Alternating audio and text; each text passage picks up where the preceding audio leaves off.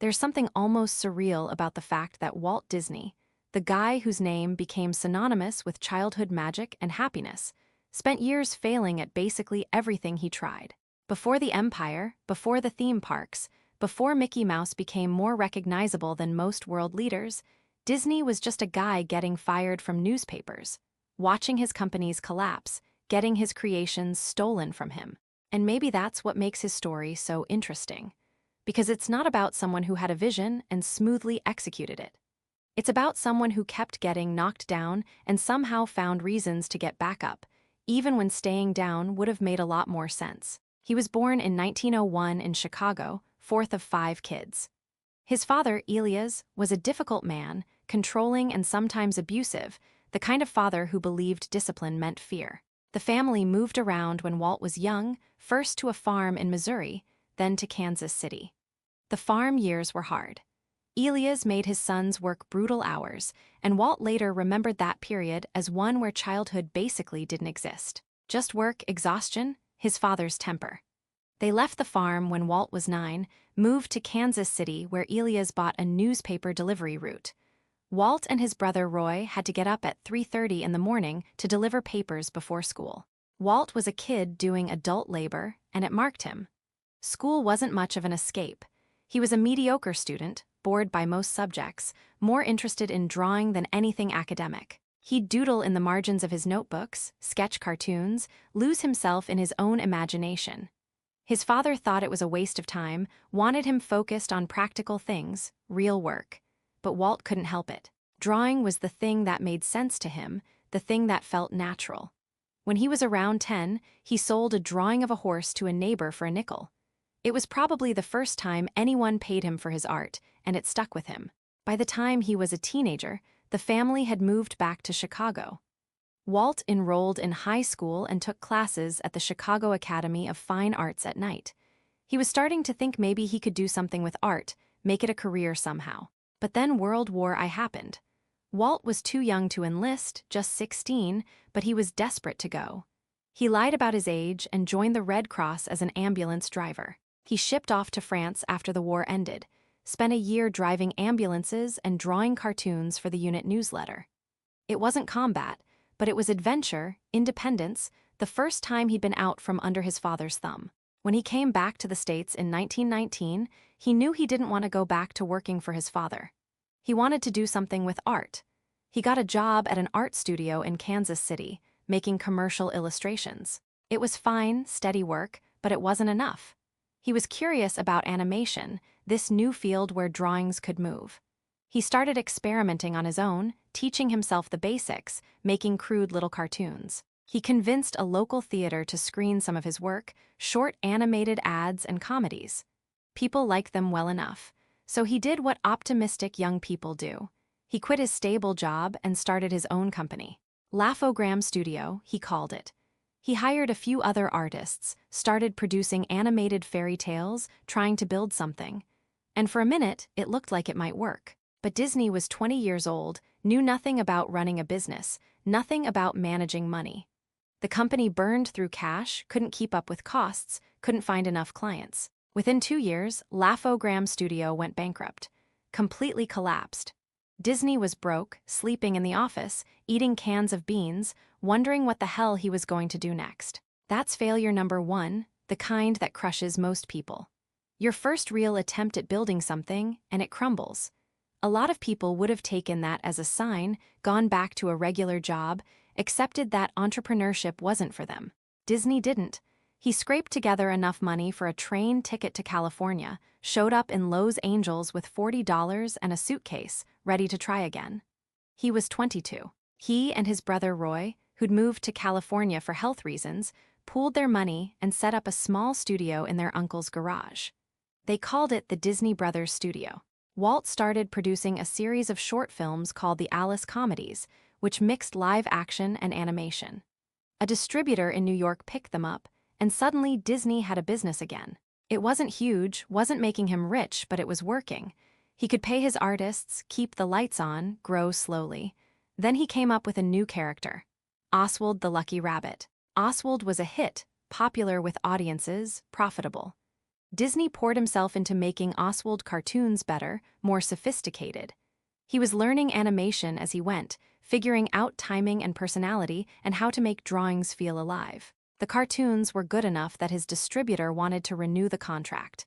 So in 1928, Disney went to New York to negotiate. He figured he had leverage, thought he could ask for more money. He was wrong. The distributor had been planning this. He'd gone behind Disney's back and hired away most of Disney's animation team. He owned the rights to Oswald, not Disney. And he told Disney he was cutting his rate, not raising it. If Disney didn't like it, he could walk. But he'd be walking away from his character, his team, everything he'd built. It was a betrayal, cold and calculated. Disney had been so focused on making good cartoons that he hadn't protected himself legally. And now someone else owned the thing he'd created. That's failure number 2, and it's worse than bankruptcy because it's personal. Someone's stealing your work, your creation, the thing you've spent years building. Disney was devastated. On the train ride back to California, he was trying to figure out what to do. He'd lost Oswald, lost most of his staff, was back to nearly nothing. And that's when he started sketching a new character. A mouse. The mouse became Mickey. The name was originally Mortimer, but Walt's wife Lillian convinced him Mickey sounded better. Disney and his remaining loyal animator, Iwerks, started developing Mickey Mouse cartoons. The first couple were silent films, and they couldn't find a distributor. Nobody wanted them. Then Disney had an idea. Sound had just come to movies, and it was revolutionary. What if he made a cartoon with synchronized sound? Not just music, but sound effects timed to the action, voices, the whole thing. Steamboat Willie came out in 1928, and it was the first cartoon with fully synchronized sound. Audiences went crazy for it. Mickey Mouse became a sensation almost overnight. Finally, Disney had a hit that he actually owned. He'd learned from the Oswald disaster, made sure he controlled the rights this time. Mickey cartoons started playing everywhere, and Disney's studio started growing for real. But success didn't make things easy. Disney was never satisfied, always pushing for more. He wanted to make his cartoons better, more ambitious. He developed new animation techniques, spent money on training his artists, invested in quality when other studios were cutting corners. He introduced color with the Silly Symphonies series. He won an Academy Award for one of them, Flowers and Trees, in 1932. He was becoming known as an innovator, someone pushing the medium forward. The thing about animated film, everyone thought he was crazy. Cartoons were 7-minute shorts shown before the main feature. Nobody wanted to watch an animated movie for over an hour. It would bore audiences, cost a fortune to make, never earn back its budget. The industry called it Disney's folly before it even came out. Disney didn't care. He mortgaged his house, poured everything into the project. Snow White and the Seven Dwarfs took 3 years and over $1 million to make, an astronomical sum at the time. It premiered in 1937, and it was a phenomenon. People cried watching it. The animation was unlike anything anyone had seen. The story was emotionally powerful. The songs were catchy. It made over $8 million, an enormous hit. Disney had proven everyone wrong and created a new art form in the process. He was a genius, they said, a visionary. And he was, but he was also controlling, difficult, and increasingly isolated by his own success. He followed Snow White with Pinocchio, Fantasia, Dumbo, Bambi. Each one pushed animation further, experimented with new techniques, told more sophisticated stories. But not all of them were financially successful right away. Pinocchio and Fantasia were expensive and didn't make their money back initially. The studio was growing too fast, spending too much. By 1941, Disney was in debt again, dealing with financial pressure, trying to keep everything afloat. And then his employees went on strike. The animators' union demanded better pay and working conditions. Disney took it personally, saw it as betrayal. These were people he'd trained, mentored, given opportunities. How dare they demand more? He didn't seem to understand that his version of generosity, the chance to work on great art, didn't pay their rent. The strike lasted 5 weeks, got ugly, created divisions in the studio that never fully healed. Disney eventually had to settle, had to recognize the union, but he was bitter about it for the rest of his life. He saw it as proof that you couldn't trust people, that everyone was out for themselves. World War II complicated things further.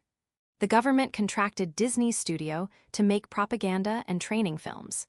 It kept the studio financially stable during the war, but it also meant years of not making the films Disney actually wanted to make. He was creatively frustrated, feeling like he'd built this machine and then got trapped inside it.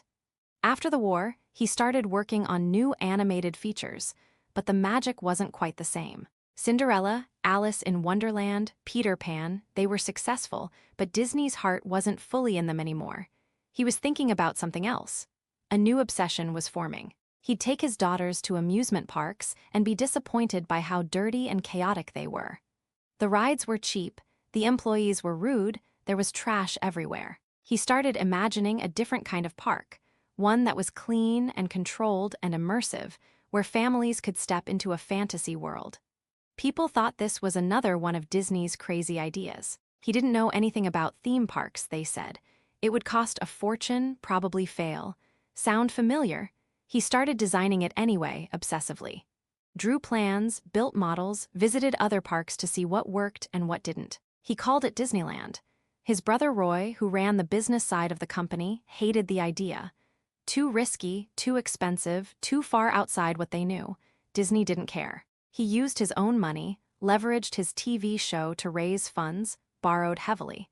He poured everything into this park that existed only in his imagination. Disneyland opened in 1955, and the opening day was a disaster. The pavement was still wet, a gas leak forced some attractions to close, counterfeit tickets meant the park was overcrowded, toilets didn't work. The press called it Black Sunday. But Disney fixed the problems, refined the experience, and within weeks Disneyland was packed with visitors. Within a year, it was a massive success. He'd done it again, proven the doubters wrong, created something entirely new. The park became an extension of Disney's personality, his need for control manifest in physical space. Everything was designed, nothing left to chance. Employees had rules for how to smile, how to point, what to say. The park was clean because people cleaned it constantly. The fantasy was maintained because Disney demanded it. It was impressive and kind of disturbing at the same time, this level of manufactured perfection. He started planning a second park almost immediately. Disney World in Florida, much bigger, more ambitious. But he didn't live to see it finished. He was diagnosed with lung cancer in 1966, a lifetime of smoking finally catching up to him. He died in December of that year, 65 years old, in the middle of planning his next big thing. Disney World opened 5 years later, built according to his plans, but without him there to obsess over the details. So what do you do with Walt Disney? He's a complicated figure, more complicated than the wholesome image his company projects. He was a creative genius who changed animation and invented the modern theme park. He was also a union buster who underpaid his workers and named names during the Hollywood blacklist era, cooperating with the House Un-American Activities Committee and ruining careers. He was a storyteller who gave millions of people joy and also a control freak who couldn't delegate and couldn't trust anyone. His early failures shaped him, clearly. Getting fired, going bankrupt, having Oswald stolen, these things made him paranoid about control. He learned that if you don't own your work, someone will take it from you. If you don't control every detail, something will go wrong. Those lessons served him well in building his empire, but they also made him difficult, demanding, sometimes cruel. He couldn't separate the work from himself, couldn't accept that other people might have good ideas or legitimate grievances. The mythology around Disney, the rags to riches story, the dreamer who never gave up, that's real but incomplete. He did fail repeatedly. He did get back up every time. He did build something extraordinary from nothing, but he also stepped on people to do it, prioritized his vision over their well-being, used his power in ways that weren't always admirable. Both versions of the story are true. What's interesting is how the company has sanitized his image over the decades. Walt Disney, the man, has become Walt Disney the symbol, the uncle figure who loved children and magic and happiness. The messy reality, the failures and the cruelty and the political ugliness, that gets left out. The company sells the mythology because the mythology is worth billions. And to be fair, the things he created have brought genuine joy to millions of people. The movies, the parks, the characters, they matter to people in real ways. But you can't understand the success without understanding the failures. Laugh-O-Gram studio collapsing taught him about business. Losing Oswald taught him about ownership. The strike taught him that controlling the art wasn't enough, he had to control the people too. Each failure hardened him, made him more determined, more willing to risk everything on the next idea. That's not inspirational in a simple way. It's the story of someone who couldn't accept defeat because defeat meant proving his father right, meant admitting he'd wasted his life on silly drawings. There's a desperation underneath all of Disney's achievements. A need to prove something, to build something so big and so permanent that no one could ever take it away or tear it down. And he did that. The company is one of the most powerful entertainment corporations in the world. The parks attract millions of visitors every year. The characters are global icons. He won. But what did winning cost him? He was estranged from some of his family.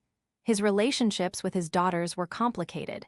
He worked constantly, couldn't relax, couldn't stop planning the next thing. Even success didn't bring him peace. There was always another project, another problem, another person who didn't understand his vision. That's the price of the kind of ambition Disney had. You get what you wanted and discover it's not enough. It's never enough. The smoking that killed him, he started that during the stressful years building the studio. The ulcers he had, the insomnia, the need to control every tiny detail, these were symptoms of someone who couldn't turn off the anxiety that drove him. He changed the world, but he couldn't save himself from his own demons. And maybe those demons were necessary. Maybe you can't build something that big without being haunted by something.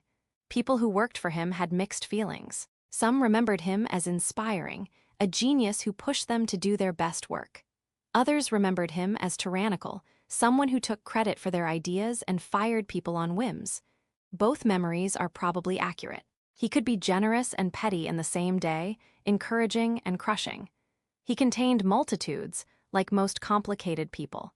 The fact that he failed so many times before succeeding makes the success more impressive in some ways. He could have given up after Laugh-O-Gram, gone back to commercial art, had a normal career. He could have given up after losing Oswald, could have worked for someone else, taken the safe route. Instead, he kept gambling, kept believing that the next idea would work. And eventually, his belief was justified.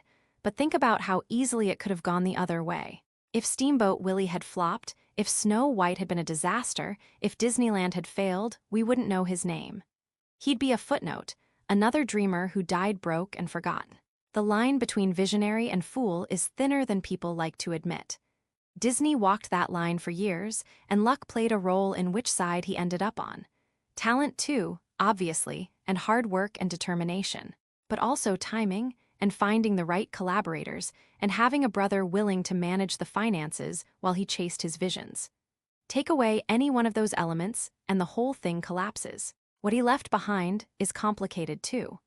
The Disney company does genuinely bring happiness to people, creates entertainment that matters to families across generations. But it's also a massive corporate entity that's consumed competitors, homogenized culture, and weaponized nostalgia for profit.